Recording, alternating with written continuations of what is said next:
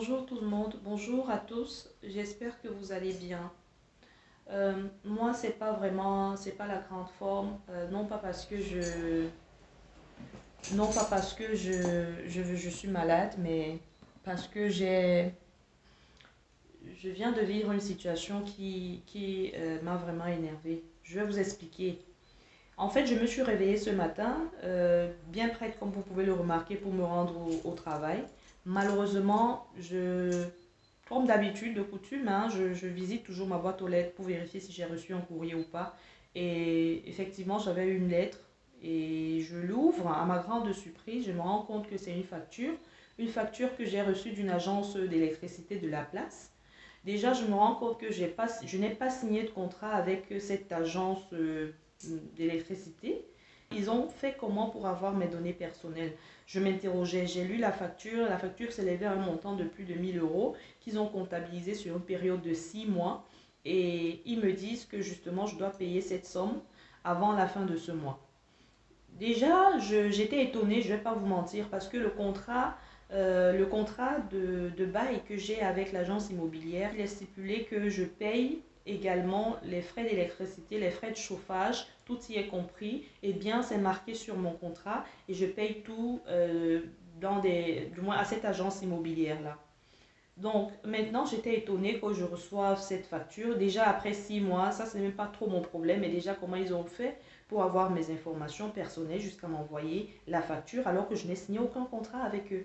J'appelle justement d'abord le numéro, puisqu'il y a un numéro sur la facture que j'ai reçue. Je les appelle, je leur dis, je me présente et j'explique la situation. Ils me disent, oui, oui, oui, effectivement, madame, vous devez payer ce montant avant la fin de ce mois.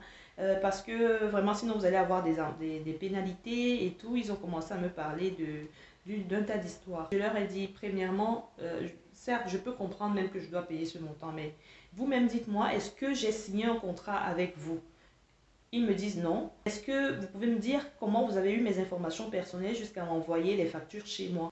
Ils me disent que, madame, écoutez, la personne qui vous a Anmelden chez nous, en fait, Anmelden, ça veut dire enregistré.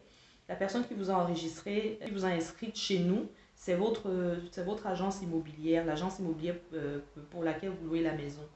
Je leur ai dit, mais attendez, dans mon contrat, je paye déjà, il est stipulé, mon contrat bien sûr avec l'agence immobilière, c'est que je paye tous ces frais que vous me réclamez, y compris mes frais de loyer et tout ce qui va avec. Et j'ai les reçus de toutes les transactions bancaires qui se sont déroulées dans mon compte. Ils me disent que, madame, écoutez, vraiment, vous allez payer ce montant, sincèrement, à régler ça avec votre agence immobilière. Bien sûr, j'étais encore très calme parce que je me suis dit, mais voilà, c'est pas de leur faute. Il y a quelqu'un qui s'est permis d'aller donner mes données. Ce quelqu'un, c'est l'agence immobilière. Donc, il faut que j'appelle, comme ils me disent que j'appelle cette agence immobilière. Voilà ce que j'ai fait. J'appelle. Non seulement je passe plus de 10 minutes à attendre pour avoir un téléconseiller en ligne. Et je tombe sur un monsieur. Le monsieur se présente.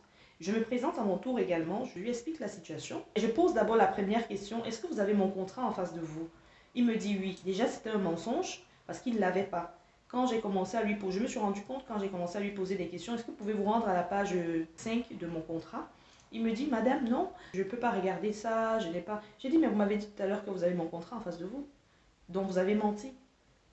Après, il me dit, mais madame, écoutez, non, non, non, vous avez à payer ce montant, et puis c'est tout. Et vraiment, j'ai dit, premièrement, vous ne m'avez pas informé de m'avoir inscrite chez cette agence d'électricité. Je n'ai pas eu cette information. Vous n'avez pas demandé mon avis. Et comme ça, je reçois une facture et me dit que je dois payer cette facture. Non, mais c'est incroyable. Et en plus de ça, je leur fais comprendre que, mais déjà, il faut qu'on trouve une solution. Ça veut dire que s'il faille que je paye cette facture, tous les frais que j'ai eu à payer pendant cette période, vous devez me les rembourser. Donc, il faut qu'on trouve un terrain d'entente. Moi, c'est ce que je veux. Après, il me dit, madame, écoutez, non, il n'y a vraiment rien à faire, vous allez payer ce montant, et sachez que vous ne payez pas l'électricité chez moi. Il n'a même pas pris le temps de lire le contrat avec moi.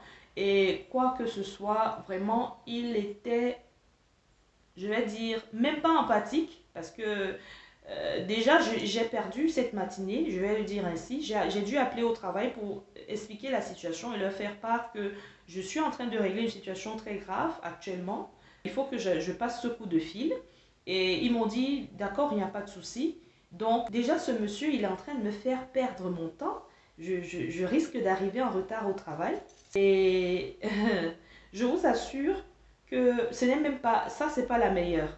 Ce qui se passe, c'est que le monsieur, on termine l'appel normalement, je raccroche parce que je me dis que, mais tiens, celui-là, il a fait comment pour se retrouver à cette place?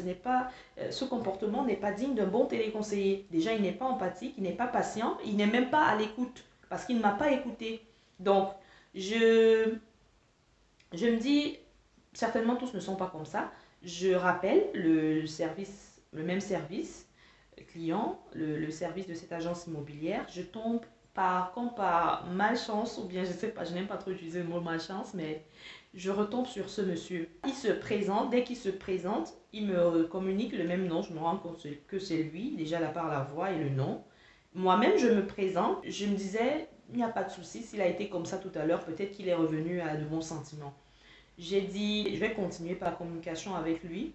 Donc, voilà comment je me présente également. Et je dis, c'est moi, Armelle Michel. J'ai appelé tout à l'heure et mon souci, c'est voilà, voilà. Dès qu'il a écouté seulement ce que j'ai dit, que je m'appelle Armelle Michel, et dès que j'ai dit que j'ai appelé tout à l'heure pour expliquer tel souci, je vous assure, ce monsieur, de façon très impolie, il m'a raccroché au téléphone. Et ça me pousse à faire cette vidéo. Premièrement, j'avais envie d'être écoutée parce que ce monsieur ne m'a pas écoutée. Dans ma situation, je voulais juste que quelqu'un m'écoute et qu'on puisse ensemble trouver une solution. C'est pourquoi j'ai dit, mais tiens, je vais faire une vidéo rapidement avant de m'en aller pour que je puisse expliquer cette situation, pour que des gens, les uns et les autres, se rendent compte de l'impact du raccrochage téléphonique. Excusez-moi, hein, je n'ai pas l'habitude de souvent faire une vidéo parce que je suis en train de parler d'une situation qui m'a vraiment mise hors de moi. Mais c'est que beaucoup de personnes vivent cette situation et même bien pire que la mienne. Je vous assure, ça peut être des personnes qui sont malades et qui appellent parce qu'ils ont besoin d'assistance. Et imaginez-vous qui tombe sur une personne comme ça, vous imaginez l'attaque que la personne peut avoir. Donc faisons très attention sur comment nous allons terminer l'appel avec le client. Déjà, la règle voudrait que lorsqu'une personne vous a contacté, laissez le soin à la personne de raccrocher. Maintenant, il y a plusieurs cas. La personne peut avoir oublié de raccrocher et dans ce cas, pouvez-vous permettre de raccrocher pour la personne.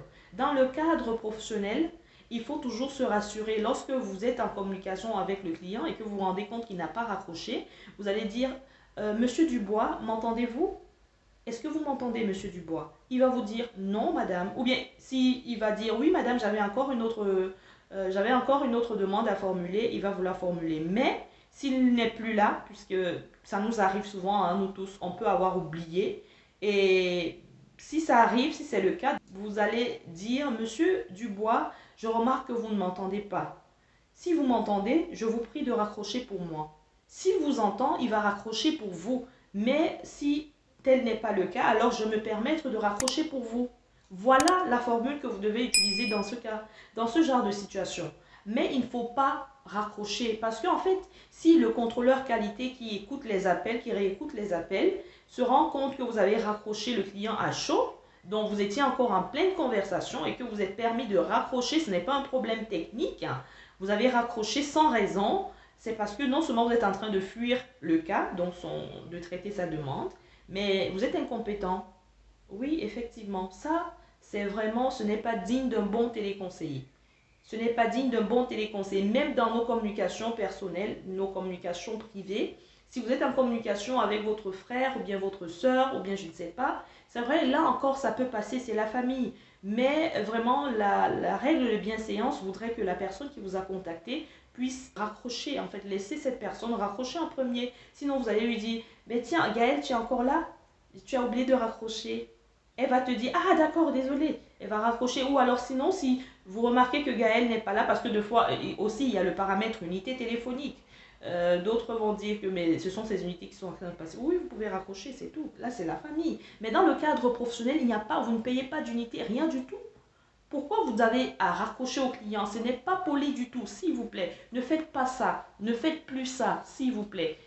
Donc voilà, c'est ce que je voulais dire ce matin. J'accuse déjà beaucoup de retard.